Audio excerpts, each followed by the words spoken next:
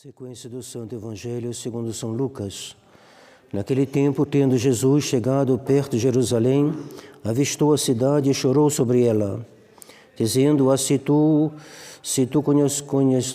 conhecesses, ao menos neste teu dia, o que te pode te dar a paz.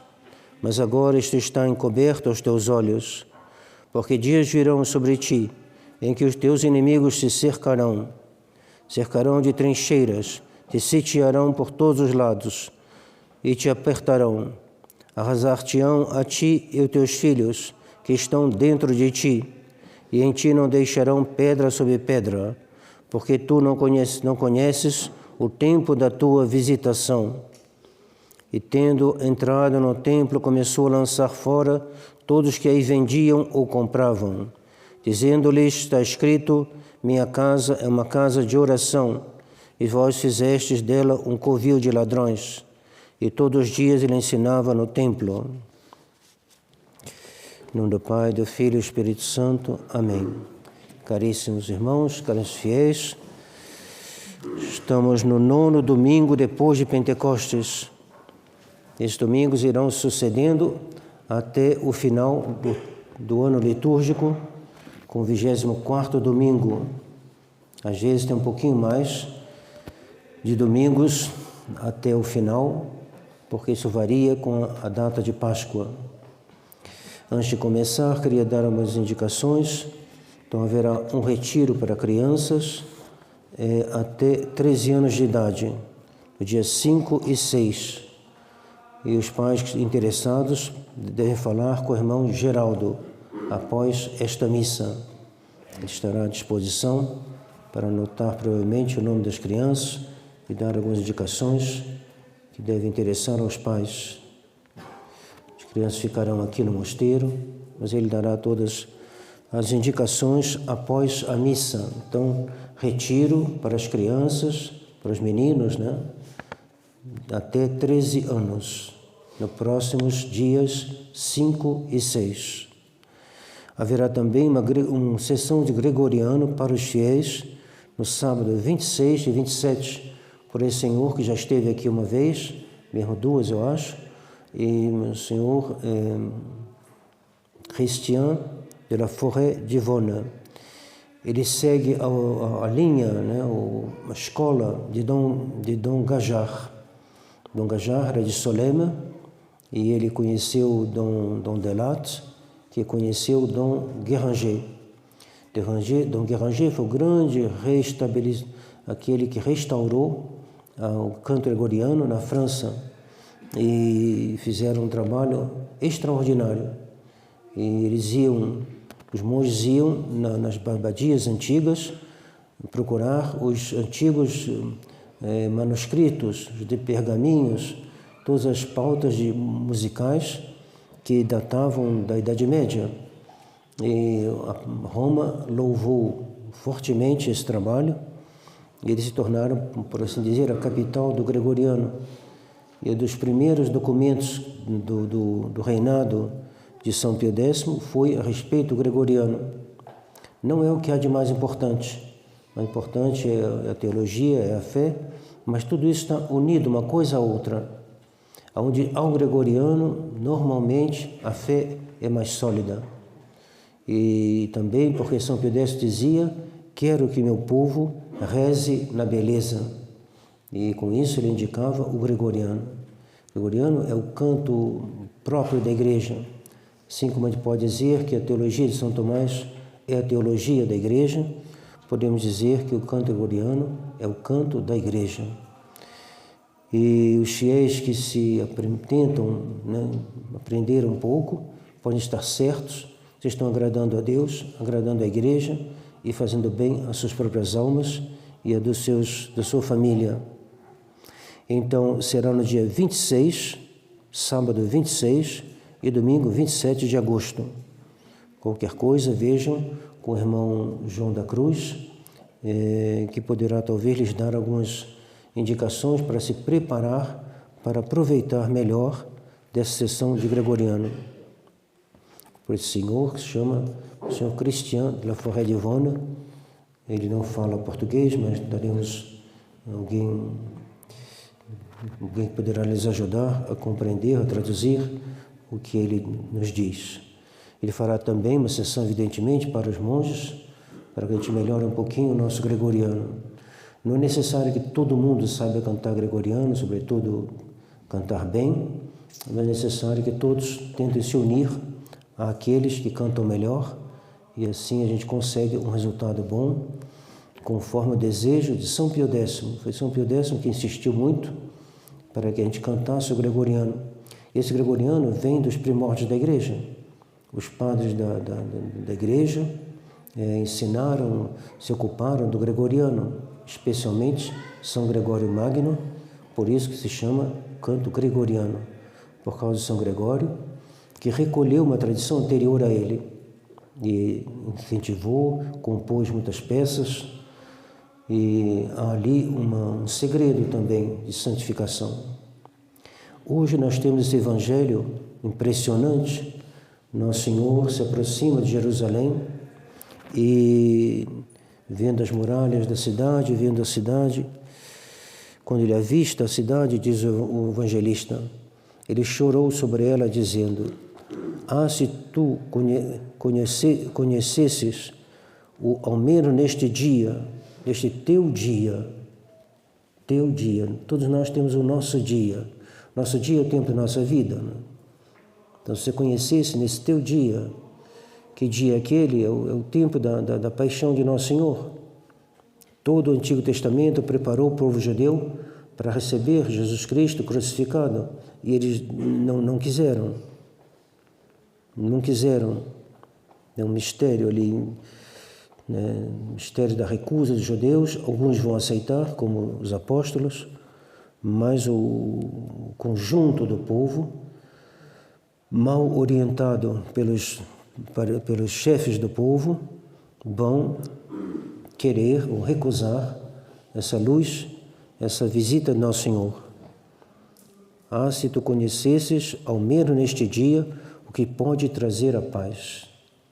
Então, Nosso Senhor veio trazer a paz pelo seu sangue, e os judeus não quiseram. Não sei o que teria sido se os judeus tivessem aceitado Nosso Senhor. Não sei, isso não pertence a nós dizer o que teria acontecido. Talvez tivesse sido crucificado pelos pagãos, não sei. Mas o certo é que eles não receberam Nosso Senhor, e Nosso Senhor vai nos dizer as consequências. Quais são as consequências de não receber Nosso Senhor? São as seguintes: porque virão sobre ti porque dias virão sobre ti em que teus inimigos te cercarão de trincheiras, te sitiarão por todos os lados, te apertarão, arrasar-te-ão a ti e os teus filhos, e os que estão dentro de ti, e em ti não deixarão pedra sobre pedra, porque tu não conheces o tempo da tua visita. Então não deixará nada. A alma que é condenada ao inferno, não lhe resta nada, nada, nada, nada. Não fica pedra sobre pedra de uma felicidade, de uma esperança, da graça, porque tudo será destruído. Então, Nosso Senhor quer evitar a Jerusalém essa destruição, tanto material como espiritual. E a mesma coisa ele diz do mundo moderno. Se o mundo moderno continua pelo caminho que está indo, ele será cercado pelos seus inimigos, eles mesmos se tornarão inimigos de si mesmos, e não restará nada, materialmente, mas sobretudo espiritualmente. A entrada no inferno é algo que se assemelha ao que foi o cerco de Jerusalém. Os romanos, por causa de algumas revoltas dos judeus, cercaram Jerusalém. Tito, cercou Jerusalém, fez, como se chama, trincheiras em volta de Jerusalém, ninguém podia sair. Os católicos, lembrando-se da palavra de Nosso Senhor, fugiram de Jerusalém, menos um grande número, e ficaram então só aqueles que eram contra Nosso Senhor. Isso foi no ano 70. Nosso Senhor foi crucificado no ano 33, mais ou menos, e isso foi então 40 anos mais ou menos depois, e ali os judeus começaram a tentar se defender. Havia muita gente em Jerusalém, era uma grande cidade, e 1 milhão de pessoas, mais ou menos, e cercados, eles começaram a entrar num frenesi de loucura. Houve mães que comeram o corpo de seus filhos, e de tanta opressão, tanta fome e tanta loucura, porque eles estavam sem a graça de Deus. Então, depois, os romanos apertaram mais ainda. Um dos judeus, alguém lançou uma tocha no templo, e lá havia os olhos das cerimônias, e aquilo então começou a pegar fogo, e pegou fogo então em toda a cidade, e morreram um número incalculável de pessoas. Foi um drama que lembra o inferno. O que é o inferno? O inferno é o demônio nos cercando, apertando de todas as maneiras e nos lançando num fogo eterno. E não se chora. O Curadas uma vez estava confessando uma pessoa, e esse senhor contava os seus pecados, e o Curadas começou a chorar. E o homem perguntou: mas por que o senhor chora? Afinal de contas, esses pecados são meus, não são seus. E o Curadas deu essa resposta: eu choro porque você não chora. É exatamente o que faz Nosso Senhor aqui. Nosso Senhor chora sobre Jerusalém, porque Jerusalém não chora sobre ela mesma. Então, eis aí a falta de contrição de Jerusalém. Jerusalém pouco se importa de matar Nosso Senhor, ela não tem remorso, ela quer realmente que Nosso Senhor morra na cruz, é o que eles farão. E Nosso Senhor, então, ainda numa última atitude, de misericórdia para com Jerusalém, ele chora sobre Jerusalém, tem pena de Jerusalém. Jerusalém será punida, mas Nosso Senhor nem por isso deixa de ter pena de Jerusalém. Então nós estamos rezando, estamos fazendo nosso retiro, que termina amanhã somente, e rezem por nós, que os monges devem tomar resoluções durante o retiro, devem tentar melhorar a sua vida espiritual, e então que a gente possa tomar boas resoluções, compreender com a graça de Deus algum ponto melhor para a nossa vida. E o tema são os 7 dons do Espírito Santo, os dons do Espírito Santo, a ação do Espírito Santo. E entre os dons tem o dom da ciência. O dom da ciência, a esse dom corresponde a bem-aventurança que diz: bem-aventurados que choram. Então Nosso Senhor chora para nos dar esse exemplo, chorar sobre os pecados nossos e dos outros. Bem-aventurados que choram. Santo Agostinho, quando se converteu, ele ficava no fundo da igreja em Milão, e vendo cantar, os monges cantarem, aqueles que se ocupavam do ofício divino cantando, ele chorava. Chorava pensando no tempo que ele perdeu, nos pecados que ele fez, nas doutrinas erradas que ele propagou, que ele era maniqueu, e então ele chorava. Lágrimas úteis, lágrimas muito úteis. Lágrimas deve pedir a Deus de ter também. O principal não são lágrimas visíveis, o principal são lágrimas da alma, um arrependimento, uma contrição que nos aproxima de Deus. E assim, então, nós devemos pedir também esse dom das lágrimas, chorar os nossos pecados, chorar o tempo perdido. Perdido por quê? Porque nós nos apegamos às coisas criadas e abandonamos o Criador. Isso que é a essência do pecado. O pecado consiste a dar as costas para Deus e se voltar para as criaturas. Que seja o dinheiro, que seja uma afeição desordenada, que seja a gula, que seja a bebida, que seja a cerveja, que seja distrações que fazem com que a pessoa não santifique o domingo. Então, às vezes, tem a tentação, ao menos, de não ir à missa, para ir no futebol, não sei, tudo pode acontecer, mas é sempre o mesmo processo, das costas para Deus e se volta para as criaturas. E o que é a contrição, a penitência, a conversão? É fazer o movimento contrário, dar as costas àquilo que nos afastava de Deus e se voltar para Deus. Se voltar para Deus e aí reordenar a intenção da alma. E aí então começa esse processo de conversão, que já começou, aliás, mas que deve levar adiante com a ajuda do Espírito Santo. E Santa Teresinha tem uma comparação muito interessante que serve para explicitar essa ação do Espírito Santo na nossa vida. Ela fala com uma noviça que achava que não tinha jeito, que as dificuldades dela eram sempre as mesmas. Como é que eu vou superar isso? Já tentei. Então ela fala, veja uma criança que quer subir uma escada e lá em cima está o seu pai. Ela tenta, mas ela é muito pequena, então não consegue nem o primeiro degrau, não consegue. Então ela diz, isso é o seu esforço humano, seu esforço pessoal.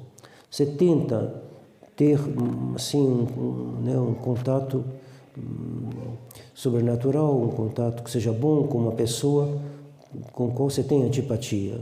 Você tenta e não consegue, tenta e não consegue. Ou então, um outro aspecto da vida, tenta cortar essa cerveja que você sempre toma demais, tenta e não consegue. Outra coisa, qualquer que seja, você tenta e não consegue. É como essa criança que tenta subir o primeiro degrau e não consegue. O que vai acontecer? Se você persevera nesse esforço inútil, como ela chama, inútil porque não tem resultado, mas você tenta. Se você tenta com confiança e com boa vontade, com tudo isso, Deus, o Pai, verá o seu esforço, descerá a escada, tomará seu filho e levará nos seus braços até em cima da escada. Então ela diz, a alma tem que fazer a mesma coisa, aceitar de esperar e de pedir uma intervenção de Deus, que vai fazer com que aquilo que a gente tentava sem conseguir, mas que a gente insiste, porque a gente quer agradar a Deus, a gente insiste com confiança, confiando não tanto na gente, mas esperando o socorro de Deus, Deus virá e tomará a sua alma e a levará ao alto da escada, ou seja, te fará vencer uma antipatia, te fará vencer uma raiva, te fará vencer um apego à bebida ou não sei o que for. Né? Então, eis aí uma explicação bem boa do que é a ação dos dons. Os dons do Espírito Santo é como um elevador. Se você se lança nos braços do Espírito Santo, nos braços de Nosso Senhor, como ele te leva como um elevador. É a ação dos dons que distingue da ação do que a gente chama ascética e mística. Muitos aqui já conhecem esse livro do padre, desse padre jesuíta, esqueci o nome dele, que chama, trata sobre ascética e mística. Então, a ascética é o nosso esforço, a mística é, sobretudo, a ação do Espírito Santo em nossas almas. Então, peçamos a Deus durante a missa, na hora da comunhão, em todas as ocasiões que nós temos, de nos ajudar a vencer os nossos defeitos. Nossos defeitos existem, nossos defeitos não são fáceis de serem vencidos, mas se a gente tem essa humildade de continuar a se esforçar, essa humildade, essa confiança de esperar que Deus vai agir em nós, então aquele esforço não será em vão. Ele é em vão enquanto o Espírito Santo não intervém. A gente tenta, não consegue, tenta, não consegue, tenta, não consegue. Vou ter que tentar quanto tempo? Uma semana? Muito mais do que isso, depende de cada caso. Mas mais de um mês? Provavelmente sim. Mais de um ano, se for o caso, não vai ser mais de um ano. Mas continua que Deus nos cura lentamente para nos curar mais seguramente. Deus tem sua hora. O que Ele pede de nós é a confiança, esse esforço que a gente pode fazer para tentar subir o primeiro degrau. Então, que o Espírito Santo venha, todos nós recebendo o Espírito Santo no batismo, eles tomaram um vigor maior, bem maior, com a confirmação, mas nós devemos recorrer, pedir a Deus, porque nem sempre eles são usados. Se a alma leva uma vida desleixada, não faz nenhum esforço para melhorar, os dons do Espírito Santo ficam como que empacados. Mas se a gente pede a Deus, se a gente faz nosso esforço, confiando nele, o Espírito Santo virá, tomará cada alma nos seus braços, por assim dizer, e nos fará subir esse caminho difícil da santidade, mas que com a sua inspiração se torna fácil.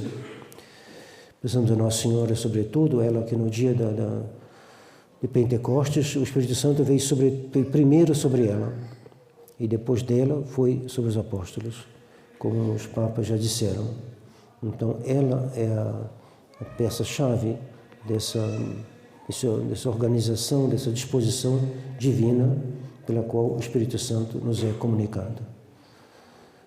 Peçamos a Deus, então, por nós, pelos mosteiros, pelo retiro, por todas as famílias, e que a nossa confiança atraia e obtenha a graça de Deus, a graça do Espírito Santo e dos seus 7 dons. Em nome do Pai, do Filho e do Espírito Santo. Amém.